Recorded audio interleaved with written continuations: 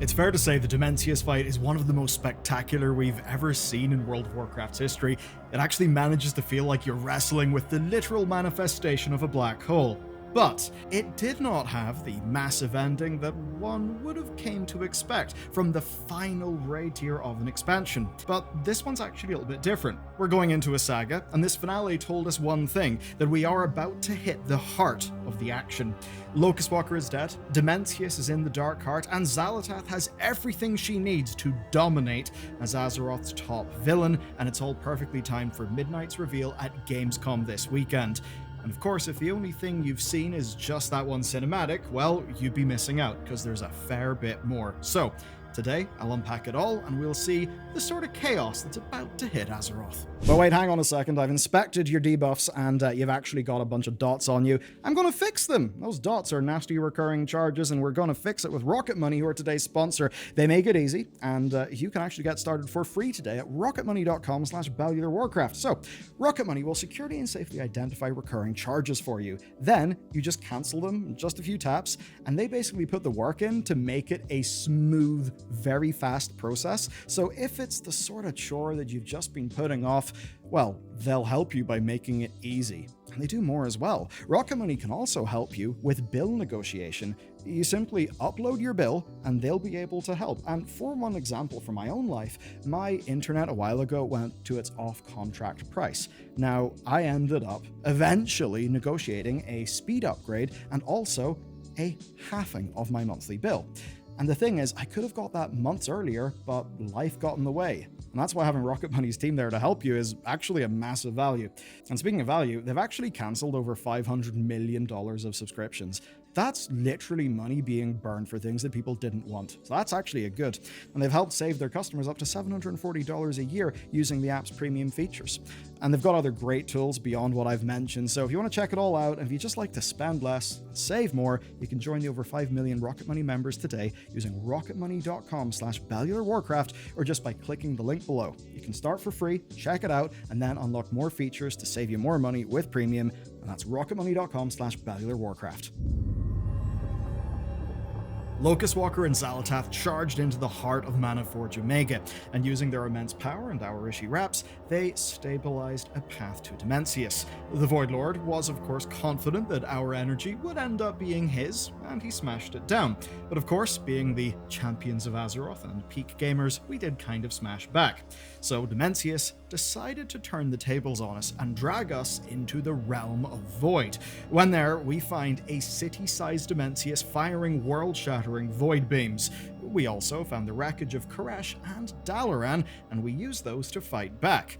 But Dimensius hadn't played his final card. He still had a trick up his sleeve, and he vomited out 2 rival Void Lords that he had devoured long ago. We're able to take them down, and when we do, Xal'atath announces that it's time to strike.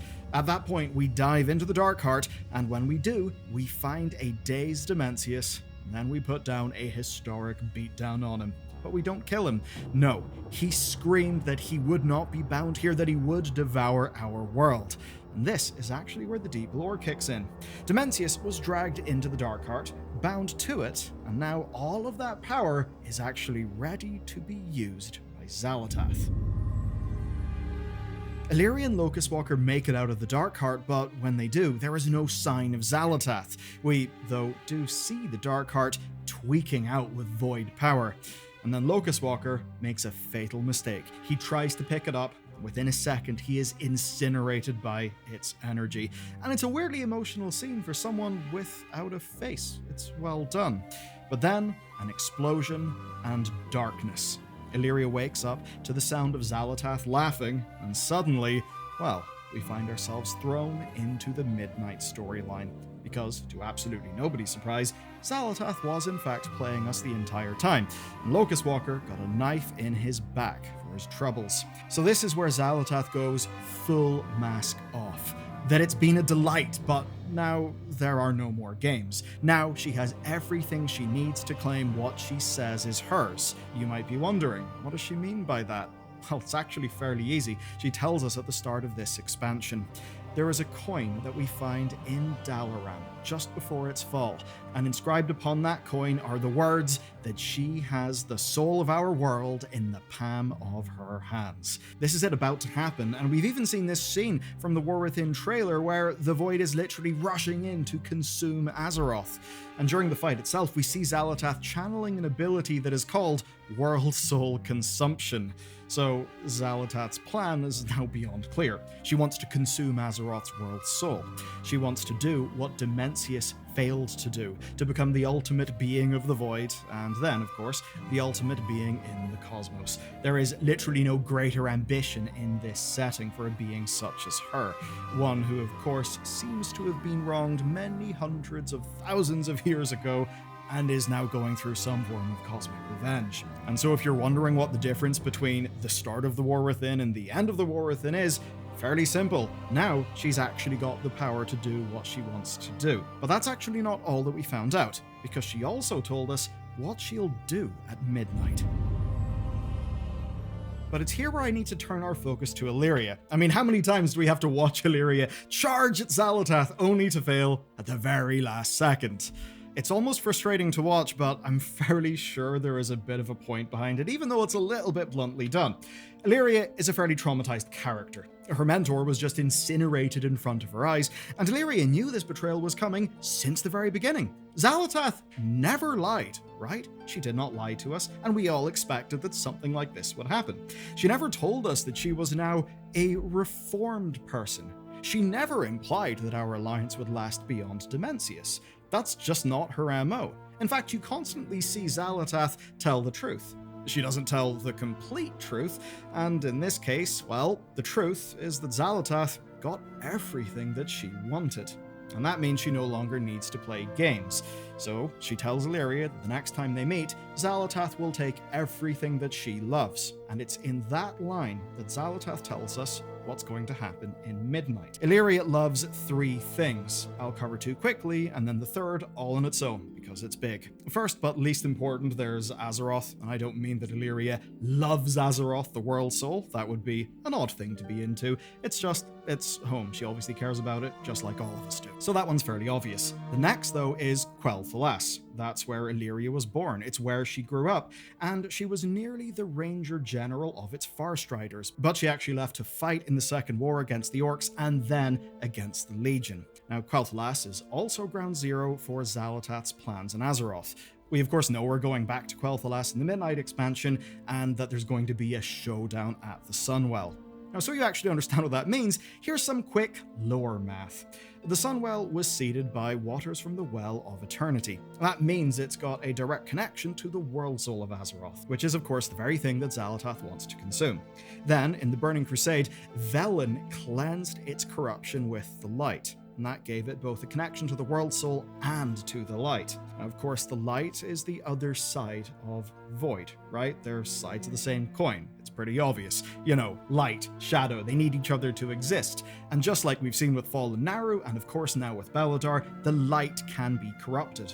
All Xal'atath would have to do is hook the Darkheart up to the Sunwell, and then she pretty much would have a void-corrupted connection to the World Soul. Just that she may not even need that.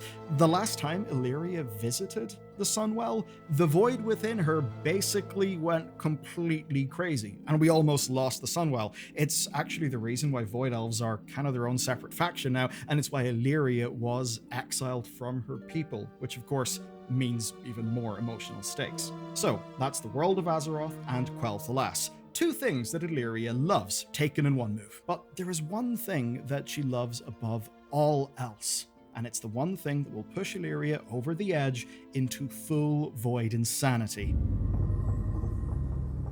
It's the F word, family. Family.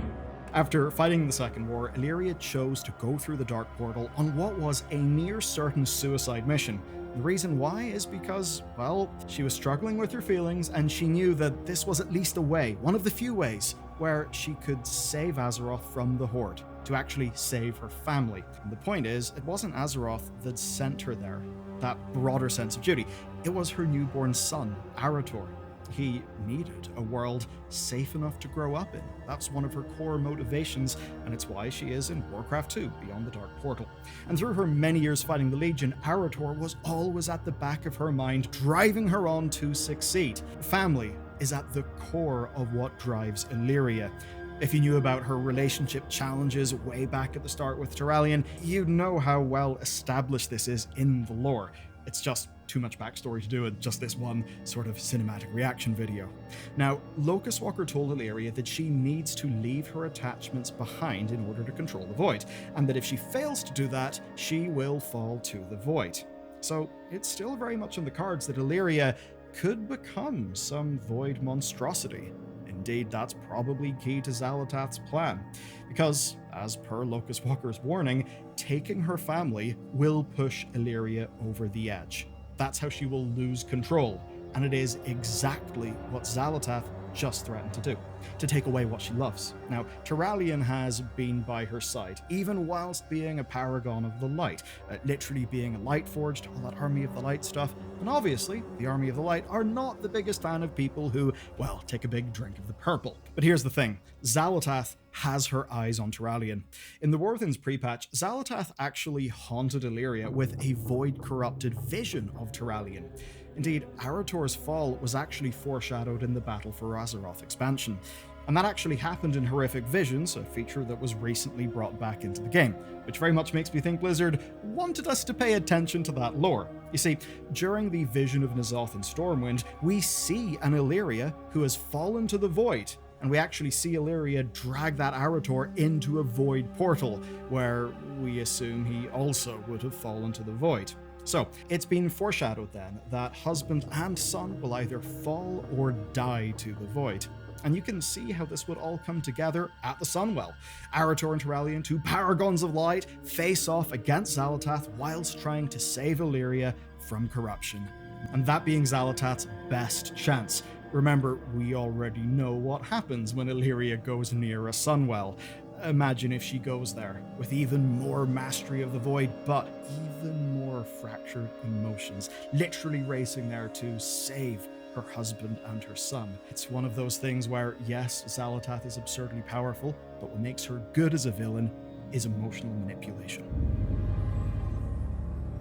That's the Midnight setup, but it's actually not the end of the story. You see, the raid ending is not the end of the patch. That stuff happens in Eco Dome Aldani. The Dimensius fight basically just overshadowed everything because it's the thing directly linked to Midnight. So what's going on with the rest of Koresh? What's up with the rest of the story? Well, the penultimate fight of the raid was against King Salhadar.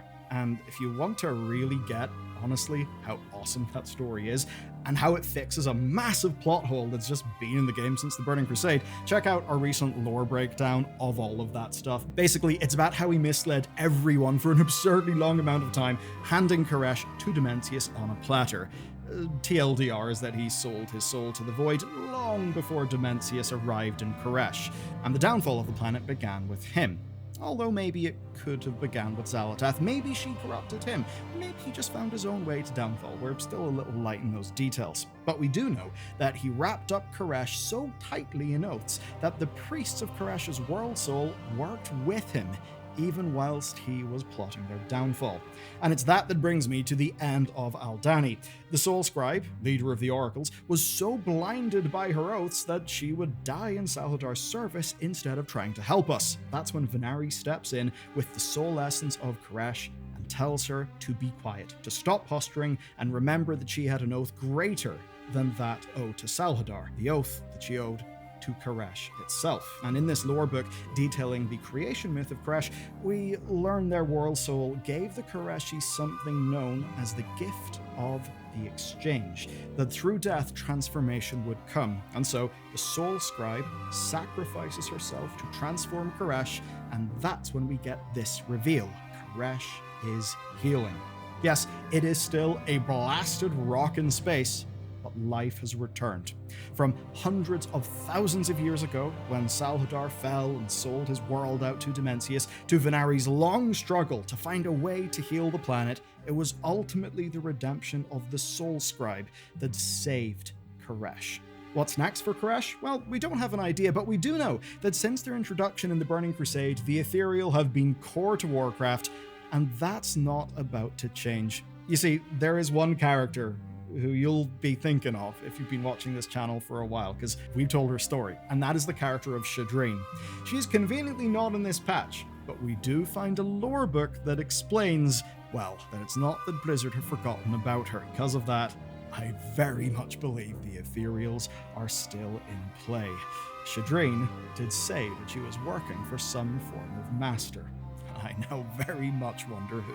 So, now that you know how the story ends, if you're not feeling that it's been, satisfying, if you don't feel like you quite get it all, there are 2 videos you need to watch next. The first of them, though, is this one. It is about the fall of Koresh, and honestly, it's Blizzard doing the opposite of a Shadowlands to the lore. It's actually them fixing up problems and making the story better. You can check it out